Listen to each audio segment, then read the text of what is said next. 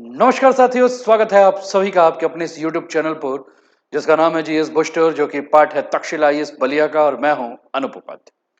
साथियों, नेपाल की राजधानी काठमांडू में बनने वाली एक सड़क सिर्फ कंक्रीट और डामर का प्रोजेक्ट नहीं है। यह दक्षिण एशिया के जियोपॉलिटिक्स का नया नक्शा खींच रहा है। चीन द्वारा दिए गए 11 अरब नेपाली रुपए के अनुदान ने यह साफ कर दिया है कि अब मुकाबला केवल रोड्स और ब्रिज का नहीं बल्कि इन्फ्लुएंस, स्ट्रेटजी और ट्रस्ट का है। जहां एक तरफ BRI यानी कि बेल्ट एंड रोड इनिशिएटिव अपने नए चरण में ग्रांड डिप्लोमेसी के जरिए सॉफ्ट एंट्री कर रहा है, तो वहीं दूसरी तरफ नेपाल जैसे छोटे लेकिन रणनीतिक रूप से महत्वपूर्ण देश इंडिया चाइना राइवलरी के बीच बैलेंसिंग एक्ट कर रहा है। असल सवाल यह नहीं है कि सड़क कौन बना रहा है, बल्कि यह है कि भविष्य की दिशा कौन तय कर रहा है। और आज इसी मुद्दे पर आज विस्तार पूर्वक मैं फिर से आपके साथ चर्चा करूंगा। साथियों, चैनल पर पहली बार है तो चैनल को सब्सक्राइब करके बेल आइकन दबा दीजिएगा कि यहां आने वाले हर वीडियो का नोटिफिकेशन आपको टाइम पर मिले। वीडियो को अंत तक देखिएगा और तटस्थ होकर अपने कमेंट जो है वो अवश्य कीजिएगा। तो चलिए शुरुआत करते हैं आज के इस सेशन का। और आज का टॉपिक है चीन का जाल, 11 अरब नेपाली रुपए, नेपाल फंसा। समाचार हमने नेपाल के ही न्यूज़पेपर से लिया है। एक है हिमाल प्रेस और दूसरा है द हिमालयन। काठमांडू से ही दोनों न्यूज़पेपर हैं। द हिमालयन लिखता है China to provide ₹11 billion grants for ring road expansion. Himal press लिखता है ₹11 billion Chinese grant secured for second phase of ring road expansion. चलिए आगे बढ़ते हुए इसको और भी आसानी से समझते हैं, आसान भाषा में समझते हैं। साथियों, नेपाल में बालेन शाह की सरकार को लुभाने के लिए चीन ने अपना खजाना काठमांडू के लिए खोल दिया। चीन ने काठमांडू रिंग रोड विस्तार परियोजना के दूसरे चरण के लिए 11 अरब नेपाली रुपए का अनुदान देने का वादा किया। नेपाल के भौतिक बुनियादी ढांचा, परिवहन और शहरी विकास मंत्रालय में इस संबंध में एक समझौता हुआ और इस समझौते में नेपाल के मंत्री सुनील लम्साल और नेपाल में चीन के राजदूत झांग माउंग ने जो है वो हस्ताक्षर किया। समझौते के तहत नेपाल के कलंकी से वसुंधरा तक रिंग रोड हिस्से का विस्तार किया जाएगा। कोटेश्वर से कलंकी तक परियोजना का पहला चरण पहले ही पूरा हो चुका है। हस्ताक्षर समारोह के दौरान बालिन शाह की सरकार के मंत्री लम्साल ने कहा कि सरकार परियोजना को सुचारू रूप से क्रियान्वयन जो है वो करने के लिए सुनिश्चित करेगी। साथियों, नेपाल लंबे समय से इंडिया और चाइना के बीच में एक बफर स्टेट के रूप में कार्य करता रहा है। इसकी भौगोलिक स्थिति हिमालय के बीच में स्थित इसे रणनीतिक रूप से अत्यंत महत्वपूर्ण बनाती है। ऐतिहासिक रूप से नेपाल पर इंडिया का प्रभाव कई स्तरों में जो है वो प्रमुख रहा है। चाहे हम बात सांस्कृतिक संबंधों की करें, जहां धार्मिक और सामाजिक जुड़ाव जैसे कि पशुपतिनाथ मंदिर और भारत के तीर्थ स्थलों के बीच में गहरा संबंध रहा है। हम बात करें नेपाल और भारत की सीमा को लेकर, तो दोनों की सीमा जो है वो खुली हुई है। भारत नेपाल के बीच आवागमन की सुविधा जो है वह खुली होने के कारण लोगों के बीच में गहरा संबंध है, पीपल टू पीपल कनेक्ट जो है वो बना है। बात करें आर्थिक निर्भरता की, तो नेपाल का अधिकांश व्यापार और आपूर्ति मार्ग लंबे समय तक भारत के ऊपर निर्भर रहा है। बात करें सुरक्षा और रणनीति की, तो भारत ने नेपाल को अपने नॉर्थ सिक्योरिटी बफर के रूप में देखा है, जिससे हिमालय क्षेत्र में संतुलन बना रहे। यानी कि कुल मिलाकर अगर हम बात करें तो नेपाल भारत संबंध सिर्फ कूटनीति नहीं बल्कि इतिहास, संस्कृति और रोजमर्रा की जिंदगी से जुड़े हुए विषय है। और इसी परंपरागत प्रभाव को चुनौती देने के लिए चीन धीरे धीरे अपनी रणनीति बदल रहा है, जिसका असर आज के जियोपॉलिटिक्स में साफ दिखाई दे रहा है। साथियों, 2017 की अगर हम बात करें तो 2017 जो है वो टर्निंग पॉइंट था, क्योंकि 2017 में ही अगर हम बात करें 12 मई 2017 जो कि MOU साइन हुआ था नेपाल के साथ, और नेपाल के 9 परियोजनाओं को जो है इसके अंतर्गत रखा गया था। और यह परियोजना जो है वो 2013 में सितंबर में चाइना के प्रेसिडेंट जिनपिंग के द्वारा जो है वो प्रपोज किया गया था, जिसका लक्ष्य था कि इससे रीजनल इंटीग्रेशन, ट्रेड और इकोनॉमिक ग्रोथ जो है ये बढ़ाया जाए। यानी कि कुल मिलाकर 2017 जब हमने कहा कि टर्निंग पॉइंट था, तब नेपाल ने आधिकारिक रूप से BRI यानी कि बेल्ट एंड रोड इनिशिएटिव में शामिल होकर चीन के साथ अपने संबंधों को एक नई दिशा दी थी।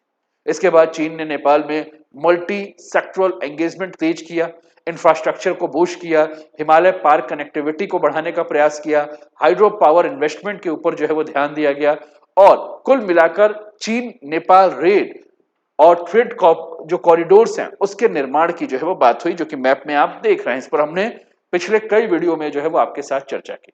साथियों, चीन की बॉर्डर पॉलिसी फ्रेमवर्क को अक्सर अगर हम बात करें तो इसमें नेबरहुड फर्स्ट की बात करता है, यानी कि नेबरहुड फर्स्ट अप्रोच के रूप में देखा जाता है।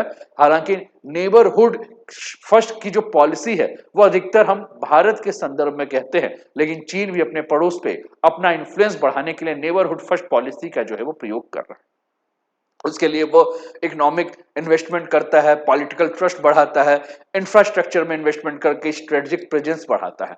यानी कि नेपाल में चीन की जो बढ़ती हुई सक्रियता आपको देखने को मिल रहा है, यह केवल विकास सहयोग नहीं बल्कि एक दीर्घकालिक जियोपॉलिटिकल पोजिशनिंग है, जो भारत के ट्रेडिशनल इन्फ्लुएंस को संतुलित करने का एक बड़ा प्रयास जो है वो चीन के द्वारा किया जा रहा है।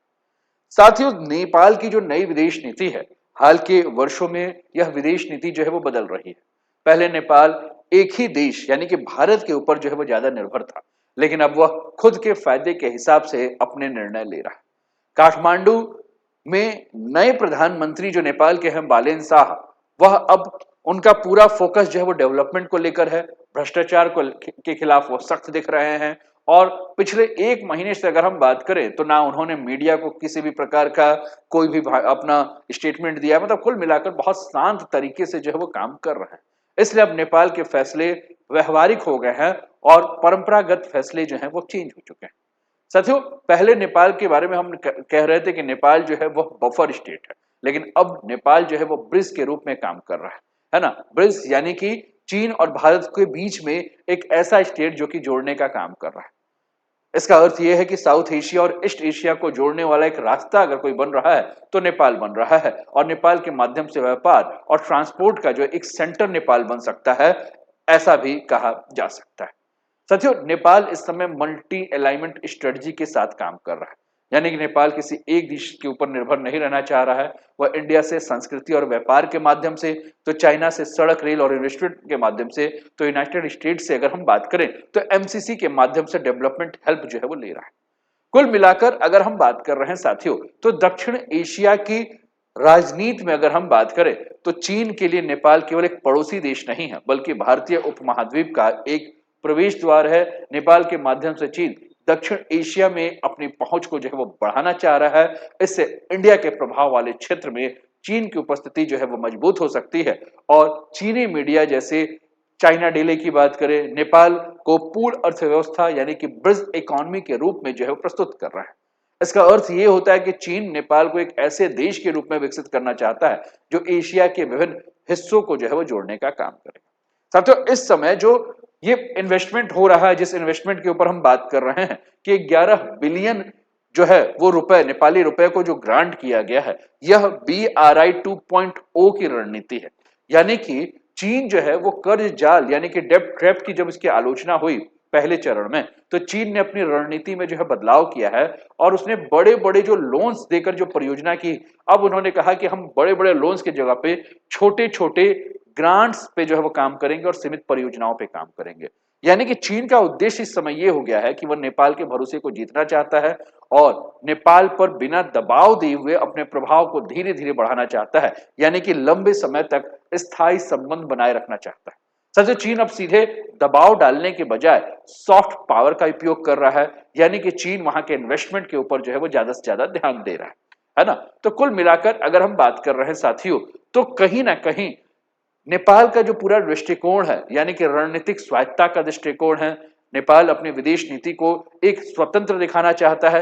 नेपाल किसी एक देश के ऊपर जो है वो निर्भर नहीं रहना चाहता है। नेपाल इंडिया, चाइना और अमेरिका के बीच में बैलेंस बनाना चाहता है, और कुछ मौकों पर तो अगर हम बात करें तो अमेरिका के साथ जो उच्च स्तरीय बैठक जो है जिसके लिए अमेरिका राह ढूंढ रहा है, नेपाल उससे दूरी बना रहा है। यानी कि नेपाल अभी दिखाना चाहता है कि उसकी विदेश नीति किसी के दबाव में नहीं, बल्कि उसको अपने हित यानी कि राष्ट्र हित के ऊपर जो है वो आधारित रहे। साथियों, नेपाल का वर्तमान मुख्य लक्ष्य जो है वो विकास यानी कि डेवलपमेंट है, और जो देश निवेश करेगा नेपाल उससे सहयोग लेने के लिए तैयार है। यानी कि इस समय नेपाल विचारधारा से ज्यादा जो पूरा का पूरा फोकस कर रहा है वह अपने बेनिफिट के लिए काम कर रहा है ना। तो कुल मिलाकर नेपाल यही देख रहा है कि भैया जो देश उसको फायदा देगा वह उसके साथ काम जो है वह करेगा। साथियों, इसके भारत के ऊपर भी प्रभाव हमें देखने को मिलेंगे। भारत को इस समय जो सबसे बड़ी चिंता है वो चिंता है अपनी सुरक्षा को लेकर, क्योंकि अगर हम ये देख रहे हैं कि चीन जैसे जैसे नेपाल में सड़कें, कनेक्टिविटी, इंफ्रास्ट्रक्चर बना रहा है, ये प्रोजेक्ट सिर्फ विकास नहीं है, यह सीमा के पास रणनीतिक मौजूदगी भी जो है वो भारत के पास बढ़ा रही है। और भारत को इस बात का डर है कि कहीं ये चारों तरफ से घेरने की जो रणनीति जो है चीन की, वह नेपाल के माध्यम से और भी ज्यादा ना बढ़ जाए। और चीन जो स्ट्रिंग्स ऑफ पर्ल्स के संदर्भ में बात कर रहा है, यानी कि मोतियों के माला के बारे में बात कर रहा है, कहीं ये मत हो कि नेपाल के माध्यम से वो हमारे और करीब आ जाए, जैसे बांग्लादेश, श्रीलंका और पाकिस्तान को हमने देखा है। लेकिन ये पूरी की पूरी कहानी साथियों डर की नहीं है, इसमें एक मौका भी छुपा हुआ है। भारत के पास अवसर है कि नेपाल के साथ वह विश्वास को फिर से मजबूत करे, अपने प्रोजेक्ट्स को जो है वो तेजी से जो है पूरा करे, लोगों के स्तर पर रिश्ते को जो है वो और ज्यादा मजबूत बनाए। यानी कि अगर भारत सही समय पर कदम उठाएगा तो रिश्ते नेपाल के साथ जो अभी तक थोड़े से हिले डुले हो चुके हैं वह फिर से जो है वो ठीक हो सकते हैं।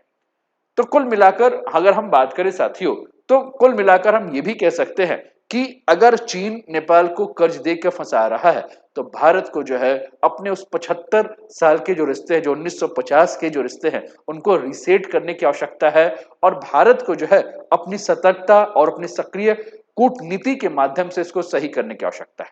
साथियों, 21वीं सदी की भू राजनीति में सड़कों से अधिक महत्व उन रास्तों का है जो देश के बीच के प्रभाव और विश्वास का जो है वो निर्माण करते हैं। आपको क्या लगता है? आप भी जो है अपने कमेंट के माध्यम से इसका अवश्य जवाब दें। साथियों, ये चाइना टू नेपाल जो ट्रेन रूट है जो आपको देखने को मिल रहा है, यह काठमांडू से लासा होते हुए ट्रेन रूट है। और पूरा प्रयास है चाइना का कि इस रूट को 120 किलोमीटर प्रति घंटे की स्पीड से चलाने वाली ट्रेन के हिसाब से जो है वो बनाए। तो कुल मिलाकर ये पूरी की पूरी कंडीशन है साथियों। ये 2017 की तस्वीर है जब नेपाल और चाइना के बीच में बीआरआई को लेकर बातें चल रही थी। उम्मीद कर रहा हूं कि आज का टॉपिक आपको अच्छा लगा होगा। तो आप कमेंट के माध्यम से अपनी राय रखें। चैनल पर पहली बार है तो चैनल को सब्सक्राइब करके बेल आइकन दबा दीजिए और वीडियो को अपने मित्रों तक साझा कर दीजिए। अपना ध्यान रखिए, स्वस्थ रहिए, मस्त रहिए, तंदुरुस्त रहिए, हंसते खेलते मुस्कुराते हुए जीवन का आनंद लीजिए। जय हिंद, जय भारत।